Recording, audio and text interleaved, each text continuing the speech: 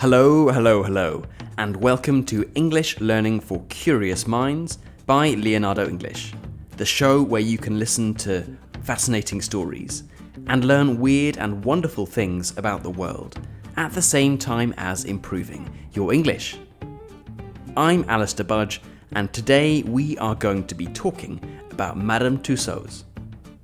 Now, this was a request from one of our members, a lovely lady called Isabel, and I had to confess that when she asked me to make this, I wasn't sure that there was all that much to say.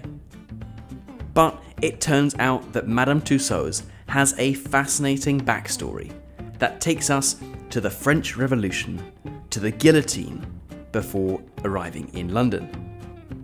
It is quite a ride, so I hope you enjoy this episode. Before we get right into it though, I just wanted to remind those of you listening to this episode on Spotify, Apple Podcasts, iVoox, or whatever podcast app you might be listening to it on, that you can get all of the bonus episodes, subtitles, transcripts, and key vocabulary over on the website, which is leonardoenglish.com. If you are looking for a more interesting way to improve your English, then I'd definitely recommend checking that out. You can also find out how to become a member of Leonardo English, which means you don't only get access to all the bonus materials, but it also means you can do stuff like request episodes. And as this one shows, we do actually make them. Okay then, let's get started. Madame Tussauds, in case you have never heard of it, is a famous waxworks museum, a museum with sculptures of famous people. It is now a global brand with museums across Europe, North America, Asia, and Australia. And the story of how it started is pretty interesting. I should add that the story of the Madame Tussauds, the woman behind the museum, is only really known through her own memoirs, her own accounts. A lot of it can't really be verified elsewhere, and some of it is a little far-fetched, a little bit difficult to believe. Just in case you don't know what I mean by waxworking, it is the process of creating a sculpture which is then coated, covered in wax and painted. The final result, if you are trying to reproduce someone's features and you are a good artist, is that you have a sculpture that looks exactly like, or at least it should look exactly like, its subject. The same height, same hairstyle, the same everything. It's as if that person were right there in the room with you. So the story of Madame Tussauds, the most famous waxworks in the world, starts in Strasbourg, France, in 1761, with the birth of Marie Groschutz.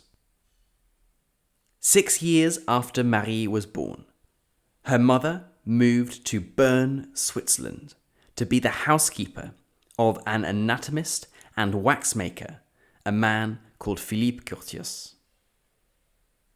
The young Marie was very interested in the work of her mother's boss, and she showed an early talent for sculpture. Curtius was only too happy to have an eager student, and he taught her everything about waxworking. But the prospects for someone involved with waxworks weren't all that great in Bern. And so Curtius decided to go to Paris to seek his fortune, as was quite common back then. He left his young apprentice, Marie, and her mother in Bern, and they joined him a year later. After Curtius switched from doing waxworks of people's anatomy, of body parts, to doing waxworks of actual people, he started seeing a lot more interest. Curtius's work was soon noticed by Paris high society, and his waxworks drew huge crowds. They attracted a lot of people. This was before the invention of the camera, but after the boom in newspaper circulation. These waxworks must have been fascinating. A way to see people in real life, the people who you had perhaps read about in the news. It was almost as if you were right there in the flesh with them. But it wasn't just Curtius that was becoming famous. His young apprentice, Marie, was getting noticed as well. So much so that around 1780, when she was not even 20 years old, she was invited to join the royal court at Versailles to teach art to King Louis XVI's sister. She started to get a name for herself, and reportedly created perfect waxworks of some of the most famous people in 18th century Paris, Voltaire, and even Benjamin Franklin, who was the American ambassador to France at the time. However, this was just before the French Revolution, a dangerous time to be friendly with the French monarchy. You had to be very careful who you were seen to be socializing with. Otherwise, you could find your head separated from the rest of your body. As it was clear what direction public opinion was heading in, her boss and mentor, Curtius, realized that he needed to adapt to the times. It would no longer be acceptable to make celebratory waxworks of people who might be considered politically sensitive, and he needed to make some changes to stay alive. So, in what seems like quite a clever move, he changed the business to creating waxworks of recently executed people, politicians and aristocrats who had their heads cut off at the guillotine. People could now come to his museum and marvel at the waxworks of others who had recently been killed. They could stand right there in front of the heads of famous people who had been executed at the guillotine just weeks before.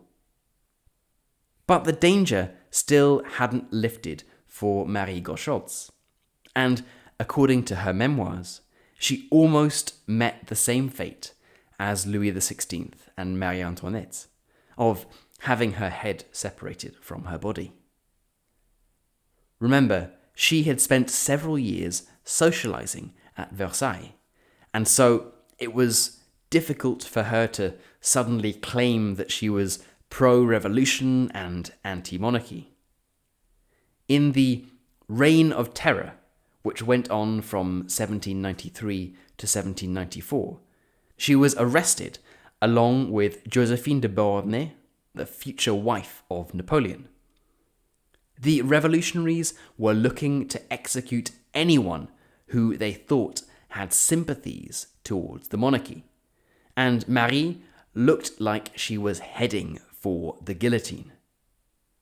They even went so far as to shave her head, preparing her for the cold steel of the guillotine. However, she made a deal at the last minute. She agreed to make death masks of everyone who was executed, masks to preserve the features of these people, so that waxworks could be created and their images displayed for the people to see. Curtius, her boss, had been making models, but Marie was to make death masks, real waxworks of the dead people, using their real heads. The revolutionaries agreed, and Marie's life was spared. She was safe, finally, although this sounds like a pretty gruesome task, waiting for a head to arrive, then preparing a death mask for it. Shortly after this, her boss and mentor, Curtius, died. He left everything to Marie, who was only in her early 30s. She then married a man called François Tussauds, changed her name to Marie Tussauds, and had 2 sons. But her husband was, by all accounts, a bit hopeless, and it wasn't a happy marriage. A relationship that did have a big impact on Marie, though, and one that changed the course of her destiny, was a relationship with a German illusionist called Paul Philidor. He was a magician, and he created amazing shows which used lights and projections to make it seem like there were ghosts and spirits. He persuaded Marie to do a show together in London, which they did in 1802. But according to her records, Tussauds didn't do very well from it. She didn't make much money, and so she broke ties with Philidor, the magician. But she couldn't go back to France. The Napoleonic War had started in 1803, and there was no way to return. Instead, she travelled around the UK with her waxwork collection for almost 30 years. The British public loved it. Her show combined a lot of things that immediately attracted the attention of the British people. Firstly, there was this French Revolution that had been going on in our nearest neighbour in Europe. Members of the royal family and several prominent politicians had lost their heads. Tussauds' exhibition offered a way to see these unfortunate people up close and personal by someone who had literally created their death masks, according to her at least. Secondly, there were very few public executions in the UK by that time, and so Tussauds' show offered the public a way to see some of the blood and gore that they couldn't see in real life. There was nothing else like it, and the show was met with crowds and paying customers everywhere she went. Almost from the outset, almost from right at the start, it was a very profitable business. But after almost 30 years on the road around the UK, she settled on a location in London where customers could come and see these waxworks. Her sons then came over from Paris and joined the family business, so it became Madame Tussauds and Sons. Her sons proved to be worthy additions to the business, carving arms and legs to go with their mother's eerily realistic faces. After outgrowing its original location, the museum moved to its current location in Baker Street in central London. If you have ever been there, you will know that there are queues that go around the block almost every single day. The rest is, as they say, history. The museum attracts around 2.5 million people every year, and is said to have welcomed over 500 million visitors since it opened. There is evidently something quite timeless about waxworks, whether that's seeing the likeness of a French revolutionary back in 1810, or it's in 2020 and going to take a selfie with a waxwork of David Beckham or the Queen. Madame Tussauds has tapped into something inherently human, it would seem, and I'm sure that they are banking on 500 million more people visiting it before people get bored. If you go there today, you won't immediately notice any sign of the original Tussauds, Marie.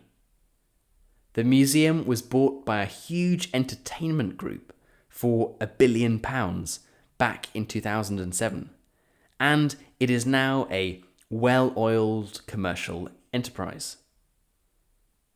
Some of the original Madame Tussauds waxworks are still there, but the most important thing that she left behind, and the thing that no one can ever take away, is this fantastic story. Yes, the story comes from her own memoirs, and there is a little bit of debate about how much is actually true and how much is slightly elaborated. But if there is anyone who knew how thin the line is between reality and fantasy, between life and death, it is Madame Tussauds. Okay then, that is it for today's episode on Madame Tussauds. It is a pretty good story, and it is always amazing to see that there is such an interesting history to something that a lot of people, including myself until a few days ago, thought was just a normal museum. As a final reminder, if you are looking for the transcript, subtitles, key vocabulary, bonus episodes, and a load of other goodies, then I'd recommend checking out our website, which is leonardoenglish.com. It is full of loads of interesting resources about how to learn English in a more interesting way, especially if you don't live in an English-speaking country. So that is well worth checking out if you haven't done so already. And if you are listening to this on your favourite podcast app and you want to do something very nice, then you can always hit subscribe or perhaps even leave a review. I read every single one and they all make my day.